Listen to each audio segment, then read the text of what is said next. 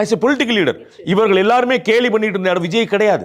உங்களுக்கு புரியுங்களா? அவருக்கு என்ன தெரியும்? பாட்டு பாட. நான் தான் சொன்னேன், அவருக்கு வந்து அவருடைய ஆடியன்ஸ், அவருடைய தொண்டர்கள், அவருடைய கேடர்கள், அவருடைய ரசிகர்கள் என்ன விரும்புறாங்களோ அது கரெக்டாக தீனி போடுறார். அந்த இடத்துல அப்படியே எமர்ஜ் ஆகி கீழே மேலே வர்றார். இன்னைக்கு விவாதம் பாருங்க, டிஎம்கே வர்சஸ் டிவிகே மாத்திட்டாரா இல்லையா? புரியுங்களா? அவர் அங்க விவாதம் என்ன வந்துச்சு? ஏடிஎம்கே வர்சஸ் டிஎம்கே தானே இருந்துச்சு. அது அப்ப 41 பேர் மரணத்துல ஒரு விஷயத்தை அவரால் மாற்ற முடியும். இந்த பாரு, எனக்கும் உனக்கும் போட்டி முடிஞ்சா என்னை கை வச்சு பாரு, நான் ஆஃபீஸில் இருப்பேன், வீட்டில் இருப்பேன். யோசிச்சு பாருங்க, இந்த சென்டென்சஸ் அண்ட் ஸ்டேட்மெண்ட்ஸ். நான் வீட்டில் இருப்பேன், நான் ஆஃபீஸில் இருக்கேன், என்னை கை வைங்க, என்னுடைய தொண்டர்கள் தொடாதீங்க. I don't understand what these people are doing.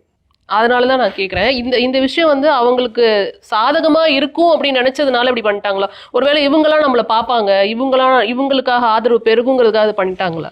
அவங்களுக்கு ஆதரவு பெருகட்டும், நாளைக்கு அவர் அலையன்ஸ்லேயே வரட்டும், நீங்கள் அவருக்கு அலையன்ஸ் வைங்க, 114 சீட் அவருக்கே கொடுங்க, அதெல்லாம் அப்புறம். அது வேற டேபிளில் பேச வேண்டியது இல்லைன்றேன். திரு விஜய் அவர்களுக்கு இவங்க மேலே ஒரு சாஃப்ட் கார்டு வந்துருச்சுன்னு வச்சுக்கோங்களேன், அவர் ஏதாவது திட்டுறத குறைச்சாரான்னு கேட்குறேன். அன்னைக்கு காலைல வரைக்கும் பேசியிருக்கிறாருலன்றேன்.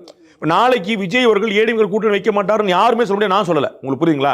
அவர் ஏடிஎம்கே கூட்டணி வைக்க மாட்டாருன்னு சொல்லல, புரியுங்களா? அது டிசம்பர்ல தான் முடிவு. நான் அந்த வார்த்தையை மாற்றவே இல்லை, புரியுங்களா? இவங்க கூட போக மாட்டாங்க, அவங்க கூட. நான் வந்து எல்லாமே வாய்ப்பு இருக்கு டிசம்பர்ல.